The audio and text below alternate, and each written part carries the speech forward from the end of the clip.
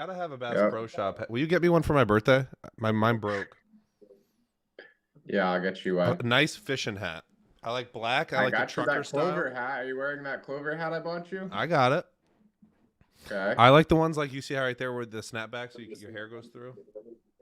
Yeah. Hell yeah. This one's not. I don't think this is a Richardson though. Doesn't matter. Does not matter. We got all right, good morning. I think we are live. Good morning. Welcome into another episode of Good Morning NASDAQ. My name is Dom Master Mateo, joined today by Mr. Michael Hudson and Mr. Jack Kellogg. Special thank you to Jack. He just popped up in my DMs, was like, yo, send me that DM, send me that link to Good Morning NASDAQ. I want to get in there, like swimwear. And I said, well, it's kind of cold where I'm at, but I'll let you in here. And here he is. So welcome in, Jack. Either he has a lot to say or he's really bored. Which one is it? Bored. Bored. All right. We will take him no matter what, though. So make sure you hit that thumbs up button for Mr. Jack Kellogg in the house. Make sure you hit that thumbs up button because it is required by law that anyone watching Good Morning NASDAQ must hit that thumbs up button. And while you're down there, make sure you are subscribed to the channel. We post videos every single week, long form content, hopefully get you going on your journey. And then every morning we're live 8:45 a.m. Monday, Tuesday, Thursday, Friday, 9:15 a.m. on Wednesdays to go over pre-market prep, talk about the gappers of the day, talk a little bit about fundamentals, dilution, catalysts, overall theme in small cap land. We get in, we get out, we answer a few questions. So if you want to get over in the Clover chat on YouTube, post some tickers if you want us to ask us about them, and keep all the very serious, well thought out questions for the Clover room and webinars, which me and Kyle have a webinar this morning. So if you want access to that, 7-day, $7 trial, link in the description. If you want access to everything we have for 7 days. Alrighty, how we all doing this morning? Jack, you were traveling. I saw you were fishing, catching some hogs. Went to a deer farm. That was actually, I didn't see those deer, but one of my friends who hunts in New Hampshire a lot, I think I was telling you about that Yeah. private membership he has. Or I'm not sure if it was there, but he hunts all the time and he never saw anything like that. It was fucking crazy. Those were regular deer? They weren't reindeer? No, it was a regular deer, I believe. Oh wow. It was a little fuzzy on my end, and I didn't know if it was like a reindeer farm, but if that was all like deer, that's kind of crazy. I didn't know that reindeer were like a thing until this age. That's okay. I thought that was like a Christmas, like Santa Claus type of animal. No, they're real. They don't fly, Huddy. I've seen them fly, actually, Huddy. I've seen them fly. You got to believe in Santa, though, to see it. I believe. I believe, too. All right, we got Simon in the chat, Max in the chat, Joseph, welcome in. Day Trading Juice has familiar faces. Good morning, smiley face. Good morning, smiley face to you. Good morning to everybody. Parker wants to get us started. What are your thoughts on the market, Jack? Since Jack is not a regular guest, we'll allow this type of open-ended question, and we'll let him answer it. What do I think about the market? It seems to be steady. I mean, there's plays. There continues to be pockets of opportunity for longs and shorts throughout the months. It's been really good, honestly, since like January 15th.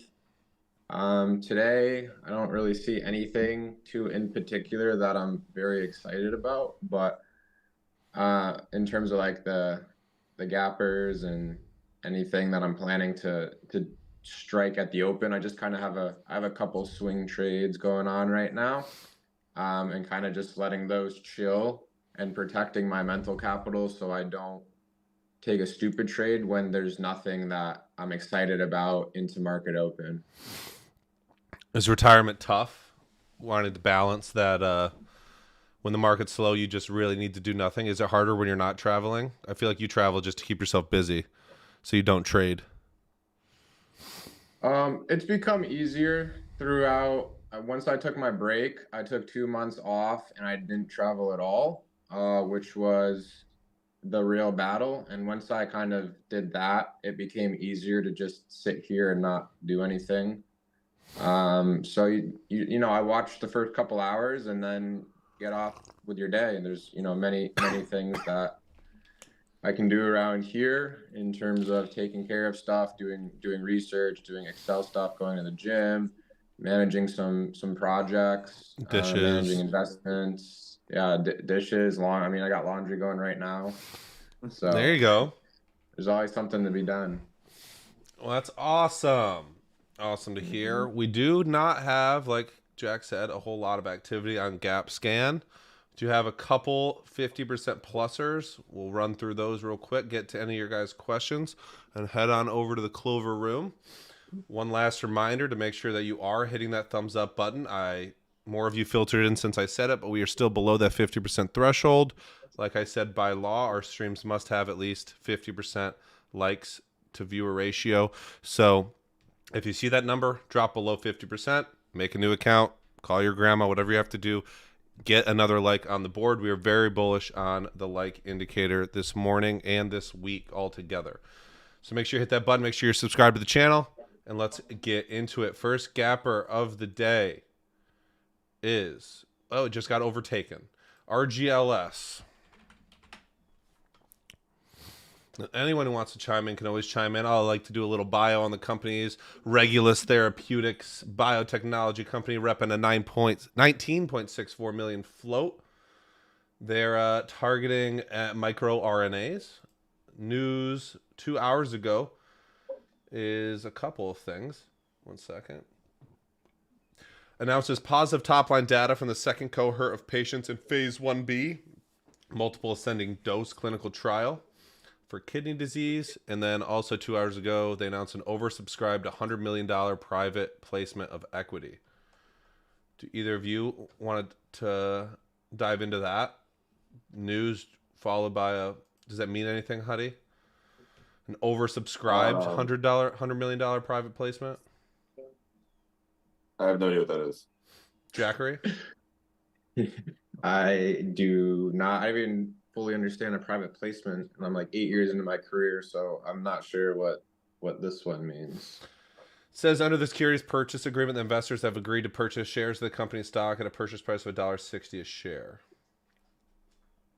Okay. Okay, well, why is it at 250? Yeah. Okay. They have 8 months of cash left. They have some registered warrants at $6.66, $7, $10, some convertible preferred. Man, this stock is full of confusing stuff for me.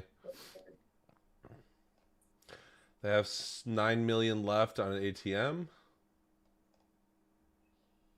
Got some shelves. Man, I like the ones where I scroll once I'm at the bottom. Like, nothing here. Overall risk is high. Cash needs medium. Daily chart is a big multi-week, multi-month breakout over the $100.15 area. Got as high as $2 this morning, starting from a price of 90 cents, up 80% now. Here's what the intraday looks like so far. Looks like it ran yesterday after hours. Got a big move from 90 all the way up to like 220s. And we're a little bit lower this morning, kind of towards the middle end of the range. What I like to do is go back on the daily chart, take a look at where big volume is. For the most part, with these small caps, we're trading stocks that are relatively not traded for long periods of time, long spurts where they're, if you look at any one of these days, like 17,000, 60,000, 100,000, not doing much volume on any of these days in between. Once they get volume, something happens, and I want to know what happens on those days. And the most recent big one we have is basically a gap and crap, not low twos all the way down to the high ones. Did have some news and go on a run back in the end of 2022 from the ones all the way towards two. So a lot of the resistance up here in the $2 area. Huddy just got up and left. Overall trend is top left to bottom right, with not a lot going on this stock, just kind of coming off its lows right now. Anyone have any thoughts on it? I have thoughts. I feel like there's a ticker that this reminds me of. Was this not like the 20-cent ticker just like a month or two ago that was gapping up into the 50s and failing a bunch? It doesn't look like it was. I don't think so. I think I'm getting this ticker confused with another one. That Probably was like a horrible CLRB ticker. or something. No, it definitely starts with an R. Let's start. Oh wait, why am I looking? I'm not even looking at the right stock. Oh my goodness. I was wondering what you were saying when you said it gapped up from 90 Well, cents to 2. I was like, of course they're both in the $2 area, of course. Well, we're gonna have to redo. At least we've got CLRO figured out. Resistance up here in the 240s. Same type of daily chart though, top left to bottom right. Most of these big volume days are closing below the open. And kind of coming out of this is at right now all-time highs for 2023 and 2024.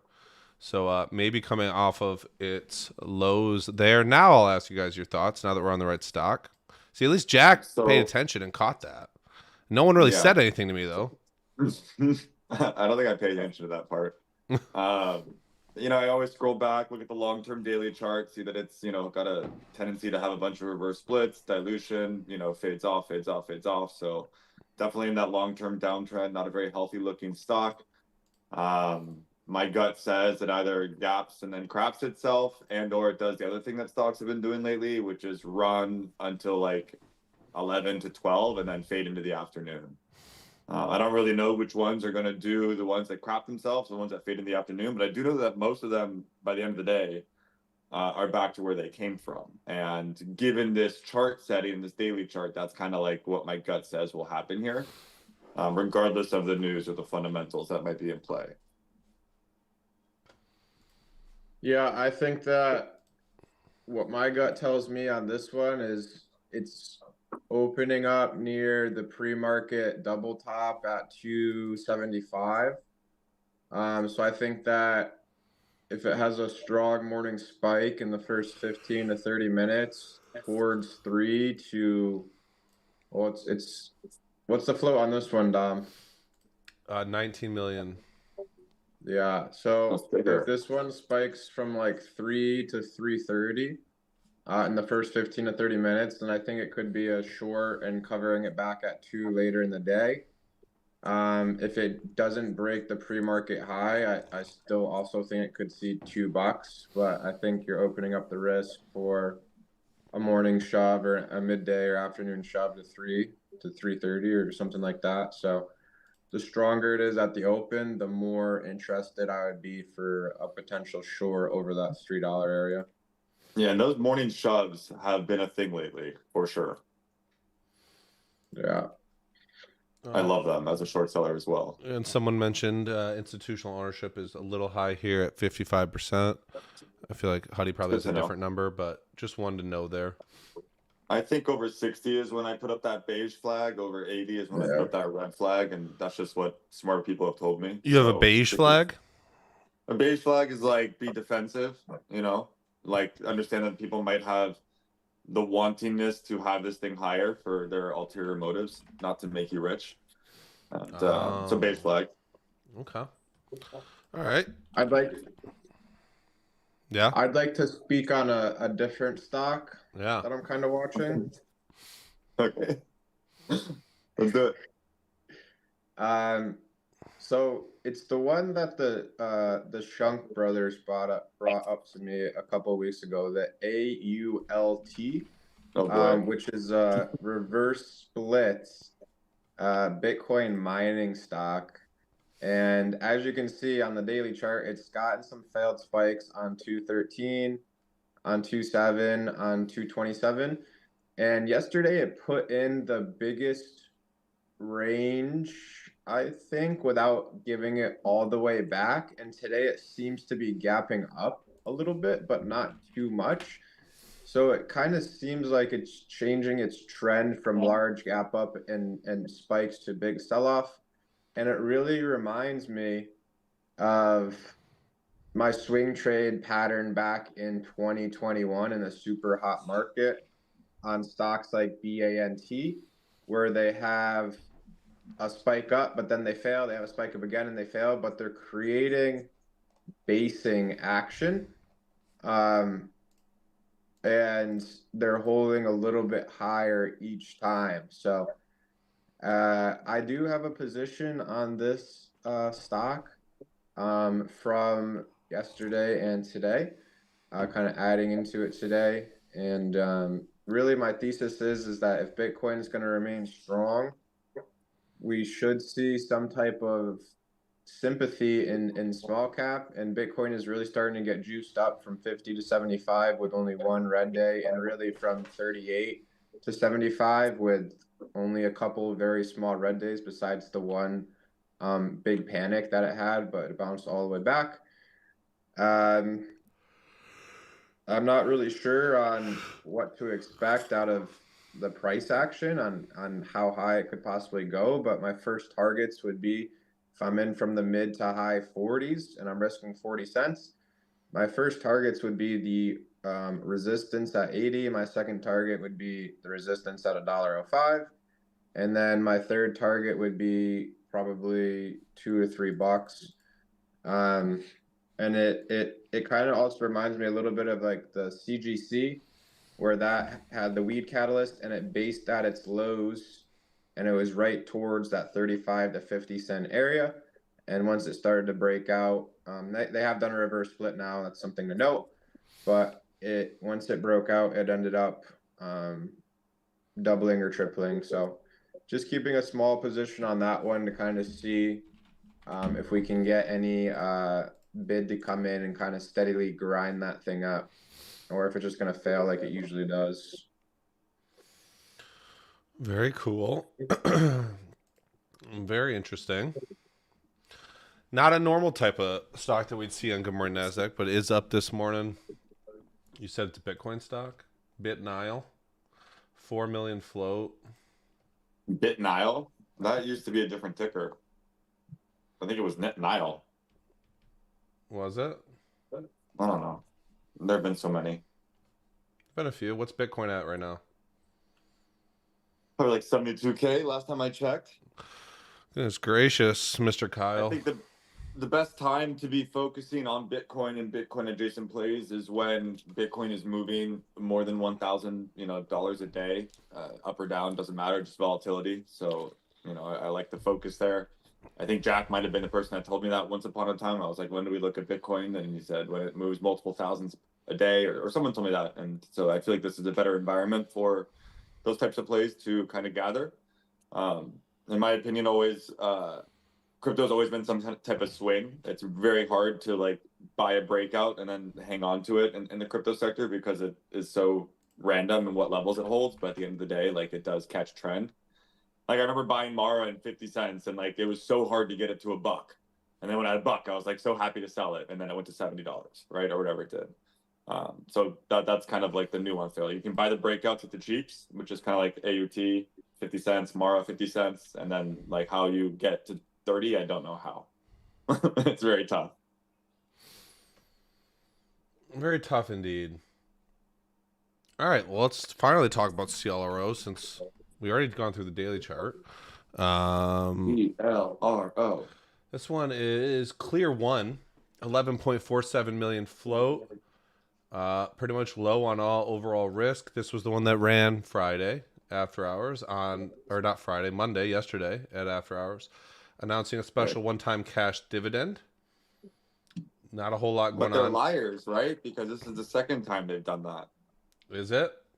It's a different, I guess the amount in that they're paying you in the dividend. This ran, I remember there was like you can go through Grattani's tweets. That's why I think I remember them, because he was 10 months ago. like, yeah, exact same PR. Clear One announces a special one-time cash dividend. Yeah, and I think the whole math that I saw on Twitter that someone way smarter than me wrote down is basically like this is dilution at its finest, and like I think it was like, I don't know, I think it was like a $3 stock, or I guess it's right there on the chart. I guess it was a $2 stock, and with 100% cash dividend or whatever it was, the idea was like, if I buy two, am I really buying one? And can I just swing it? And I think the response was like, no, don't do that. It's diluted. So yeah, so that one was at 50 cents. This one's at $1. Yeah. Okay, probably, and then go talk. I don't know. I mean, I don't do any like real fundamental research into Clear One and what their cash levels are, and if they really can pay this out and have a sustainable business process. But it's kind of like weird that 10 months ago you have a special cash dividend, a one-time payment, and then 10 minutes later you're doing it again with the same wording. Like it doesn't. It feels weird. That's all I wanted to say. Yeah, that was this day right here. So the most recent big volume day in the daily chart, that was 5.8, and it did gap up that day into the twos. Did not push hard, then failed all the way back down towards 180. So pretty much all your resistance is, even going back to 2022, all in that $2 area, which is the highest from this morning. So we'll, on lighter volume so far this morning, we'll see if it has the ability to push through. In terms of like gappers in general, odds favor them lower by the end of the day. Sure, we've seen crazy runners over the past month or so, but those are technically like anomalies. Like for the most part, they will fail. And ones that have all this resistance up here, and then Huddy's also bringing in the perspective of potential funky dilution, in the words of a cash dividend. It makes me think that it would be very difficult for the stock to push into the 250 to 260 area and above. So you kind of have that built-in resistance, plus behaviorally the stock struggled in those areas as well. I would not be super bullish on this. I tend not to buy day ones. It also doesn't like fade that well. Like even the days that it does gap up, it kind of doesn't really have big range to the downside. If anything, cold closes around red-green. So it might just be like a nothing type of sandwich. Yeah, if you're someone that wants to hold all day, maybe it's not for you. For me, just looking at it more from both perspectives, not really wanting to buy or short. I wouldn't want to buy, and I probably really wouldn't want to short either, but I would definitely lean more short if I had to decide one over the other, gun to my head. But not all that interesting of a daily chart here. Gun to the head, he said short. I would, yep. When my watch lists were extensive and I had to like filter through which ones I really like wanted to buy or short, Dom would like in the morning be like, "Hey, buddy, gun to your head.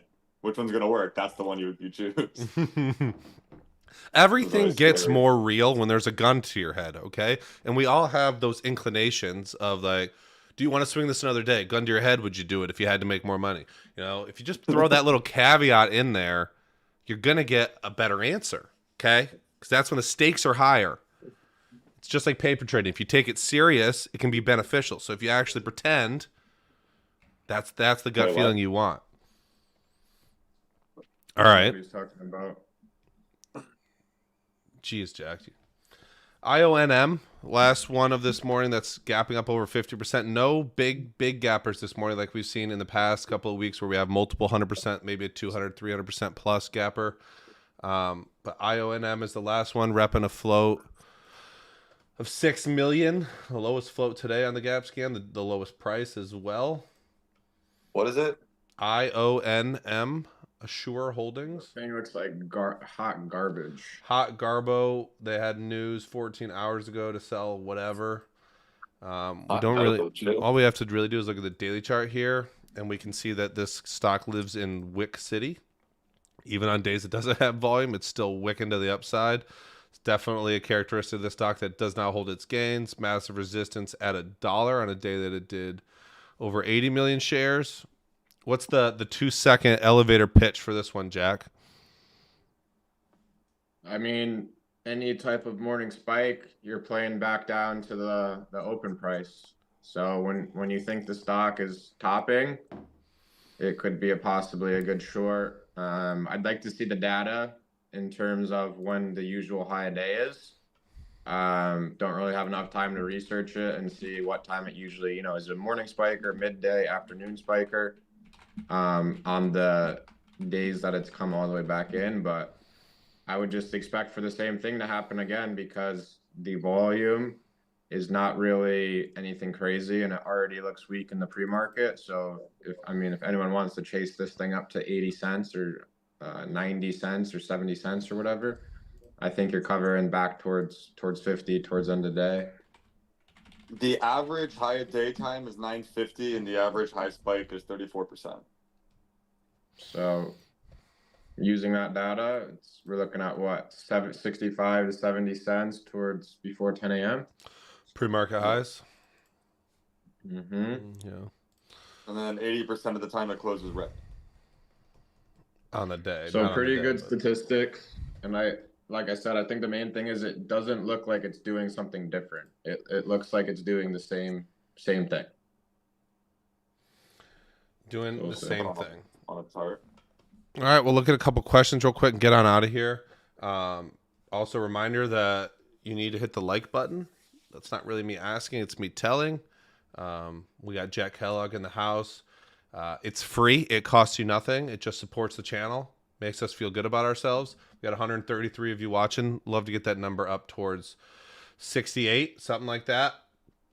Someone says SOUN looking strong pre-market. I don't know about Kellogg, but I think there are moments when I should be watching stocks and moments where I need to let them do their thing. For me, this is a moment where it's very mid-range, where the death line's kind of down in the 480s. The highs are up in the 780s, and we're in the 6s. And I don't really see an edge for me one way or the other. Does it go on and break out again? Does it go down and fade off? Who's to say? But the only way to really know for me is to give it more time. Time always makes things easier. You get more levels, you get more information. We'll find out more about, the AI sector as a whole, where NVIDIA, SMCI end up.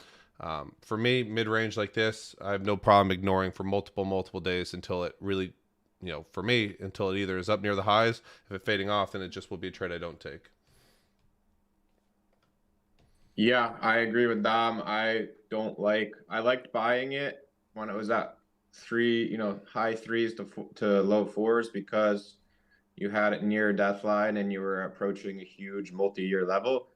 At this stage, it's just a normal breakout to me, and I don't really want to get in early until it's super obvious. If any entry towards this level feels very forced to me, and it feels like a gamble, for me, I need to see way more development, see the stock start supporting 650 and resisting 7 for multiple days, ideally 1 to 2 weeks. I need to see NVIDIA break out over 1,000.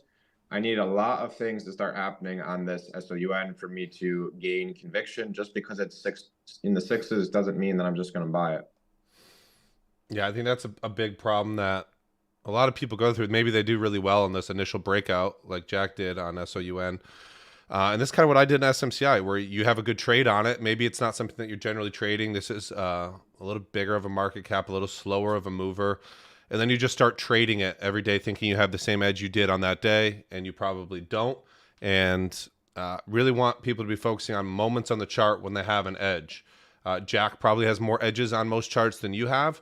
And if he's avoiding something, most people probably should be as well. But really looking for, if it's stocks trading for 10 days, looking for those 1 or 2 days, or maybe even 30 minutes on either one of those 1 or 2 days where I actually have an edge and I can predict with a reasonable amount of certainty what we're going to see that day and what type of move and to what levels and what to use as risk. When stocks are mid-range or they're off their highs or they've been trading for multiple days or weeks past when they set their highs, that edge, I feel like, really starts to dwindle. All right, everyone, it is 9:18 this morning. Thank you for showing up for Good Morning NASDAQ. Big thanks to Jack Kellogg for being here as well. Appreciate any time he gives us and any knowledge he can spew out for you guys. Make sure to hit that like button on your way out. Make sure you're subscribed to the channel. Me and Kyle have a webinar this morning at 11 a.m. If you want access to that, hit the link in the description, clovertrading.io, 7 days for $7 trial. Get access to our video lessons, webinars, 2 live webinars per week. Watch list, trade alerts, the room, all that good stuff. Jack does pop in pretty much every couple days, lets us know his ideas. So he's still around. He's still a vice captain. He probably won't answer many of your questions, but that's to be expected. He'll let you know that he's been doing this a long time. He's very experienced, and he's retired. Let him be retired. But if you want access to his ideas and stuff, he is around as well. Tomorrow morning is Wednesday, 9:15 a.m. start time for live trading. Kyle will be here running the show, and we'll see you guys then. Thank you for being here this morning, and we'll catch